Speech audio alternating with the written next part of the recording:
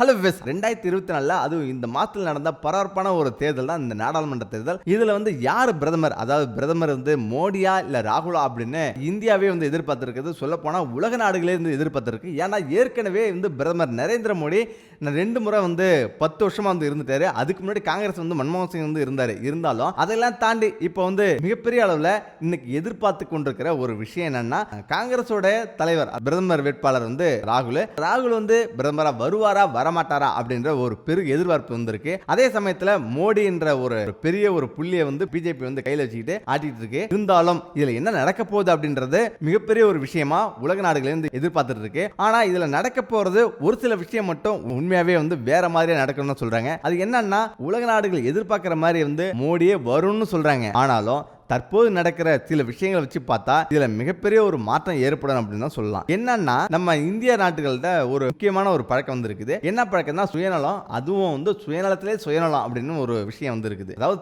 தான் வாணும்னா யாருடைய உயிரை வேணாலும் பலி கொடுக்கலாம் அப்படின்ற சூழ்நிலை நம்ம இந்தியாவில் இருக்குது.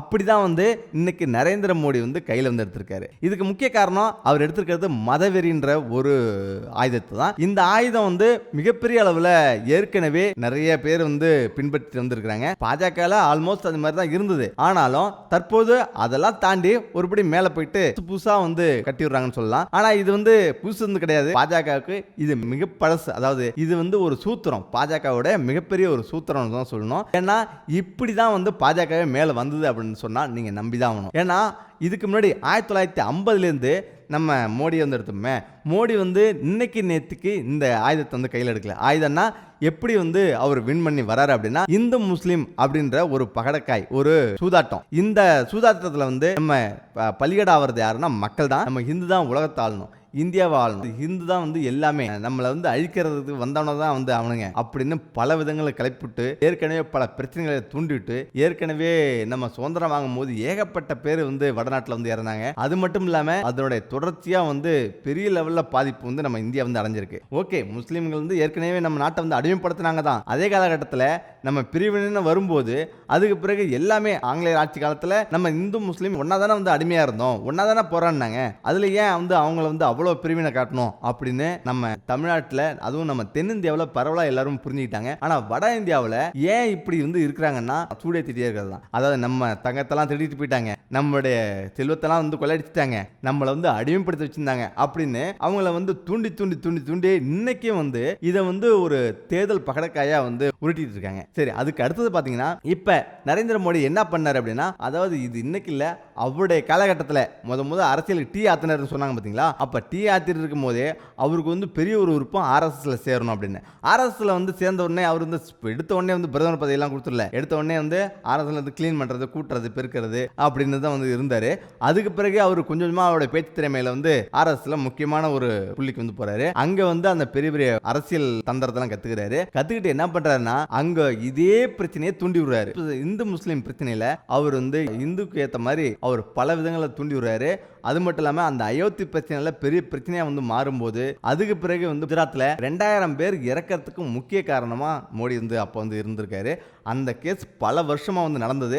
இது உலக நாடுகளே திரும்பி பார்த்தது. உலக நாடுகளுக்கு எல்லாமே தெரியும். அவருடைய ஹிஸ்டரியை எடுத்து பார்த்தா இதுதான் முதல்ல போட்டிருப்பாங்க. அது மட்டும் இல்லாம அமெரிக்காவில் இதை பத்தி பெரிய ஒரு கட்டுரை, ஒரு புக்கே போட்டிருக்காங்க. சரி, இதெல்லாம் தாண்டி அதுக்கு பிறகு அவர் எப்படி வந்தார்னா, அங்க போயிட்டு, அதாவது ஆர்எஸ்எஸ்ல போயிட்டு அப்படி இப்படின்னு தன்னுடைய காவி பேச்சை பயங்கரமா பேசி கொஞ்சம் கொஞ்சமா வந்தாரு. ஒரு கட்டத்தில் ஓகேடா, நீ என்னதான் 1000 பேர் பேசினாலும் நீ ஒன்ன மாதிரி யாருமே இல்லையடா அப்படின்னு இவரை தூக்கி பிரதமர் வேட்பாளர் போட்டு ஒரு கட்டத்தில் பிரதமராகவும் ஆக்கிட்டாங்க. ஆனா இப்ப 10 வருஷம் ஓடிருச்சு. அவர் செஞ்சது என்னமோ ஒரு 30% தான் சொல்லணும். ஏன்னா அதுக்கு முன்னாடி மன்மோகன் சிங் சுத்தமா செய்யல.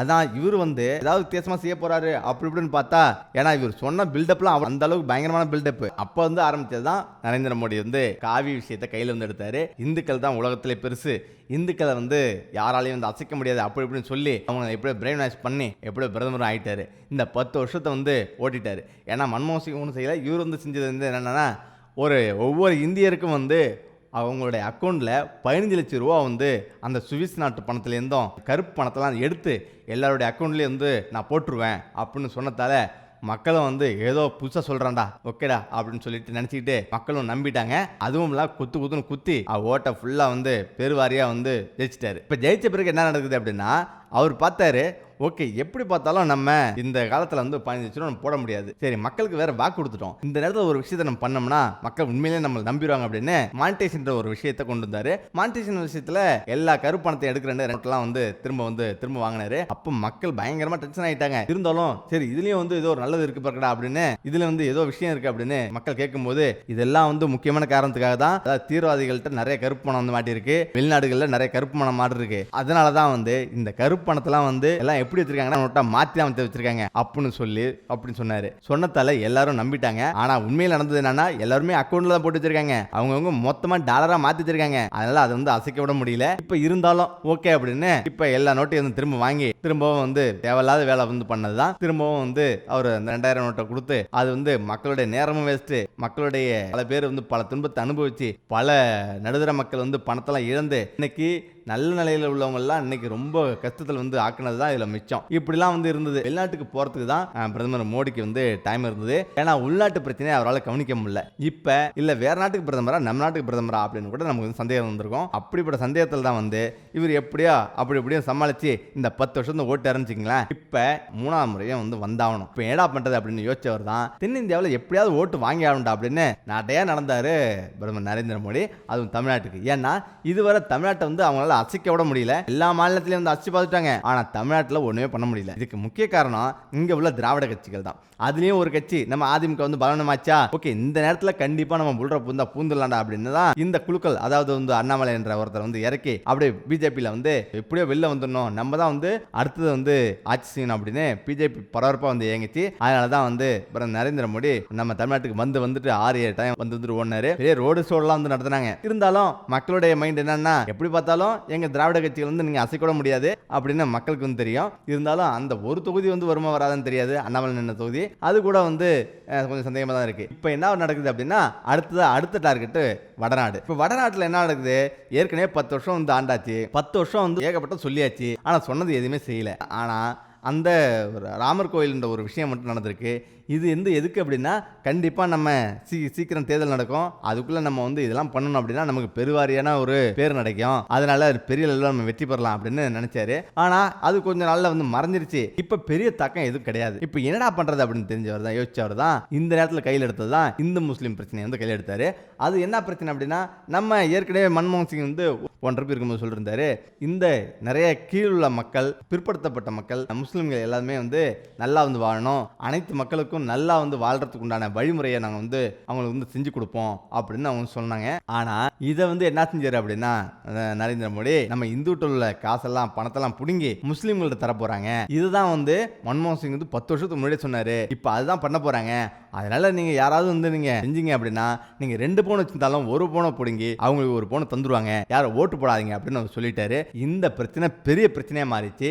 ஏன்னா இவர் ஏற்கனவே மத கலவரத்தை வந்து குழுக்கிறதுல பெரிய ஒரு பார்ட்டி நம்ம நரேந்திர மோடி. அதாவது இந்த விஷயம் சாதாரண விஷயம் கிடையாது.